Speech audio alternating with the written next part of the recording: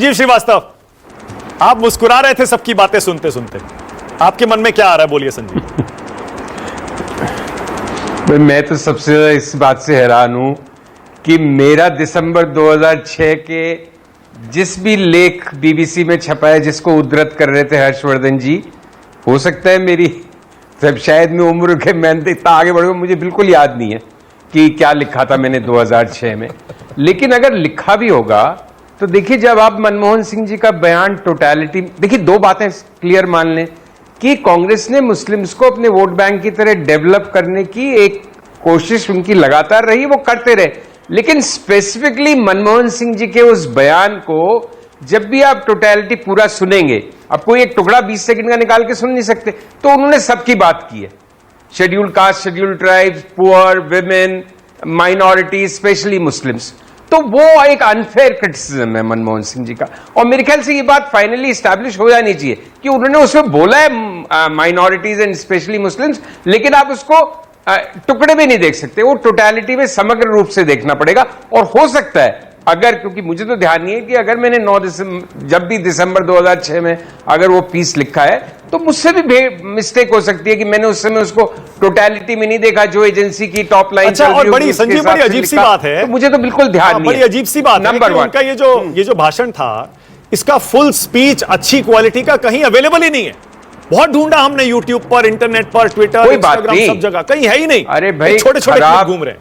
खराब कितनी भी खराब क्वालिटी में स्पीच है, लेकिन वो टोटलिटी में है तो सही। हाँ। उसका टेक्स्ट भी घूम रहा है, उसका वीडियो घूम रहा है, ऑडियो भी घूम रहा है, तो मतलब हमें मालूम है उन्होंने क्या कहा था।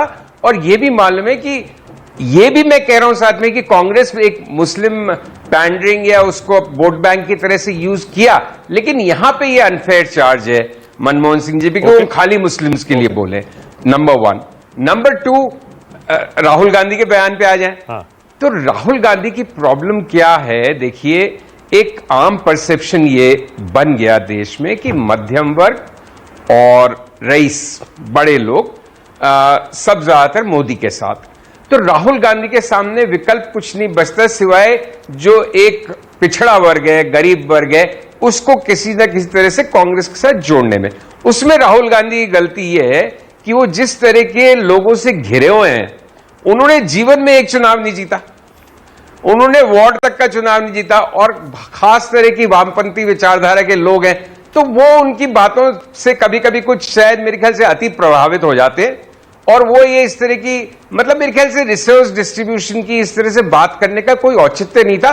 लेकिन उसका ये मतलब निकालना कि मेरे और आपके घर का सोना ले जाएंगे और ये हो जाएगा, वो तो बहुत ही अजीब बात है। और फाइनली प्राइम मिनिस्टर का बयान देखिए, जो फर्स्ट फेज की पोलिंग हुई मानक, उसके बाद जो उसमें लो परसेंटेज गया, उसकी तरह तरह के लोगों ने इंटरप्रिटेशन की, और मुझे जैसे राजस्थान के संदर्भ में लगता है कि उससे बीजेपी को नुकसान हो रहा है। लेकिन उसमें ट्विटर पे, सोशल मीडिया पे एक बहुत जबरदस्त मांग सी उठी या एक मुहिम सी चली कि भाई इस चुनाव को गरमाइए, और छाया हुआ था वो सोशल मीडिया पे।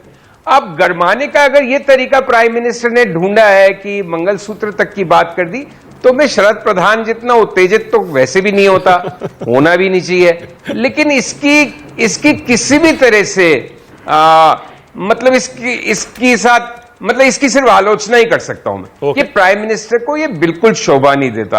अब आज की तारीख में भी मेरा मानना है कि nearest to majority, above majority, 20 below majority, BJP single largest party आनी है।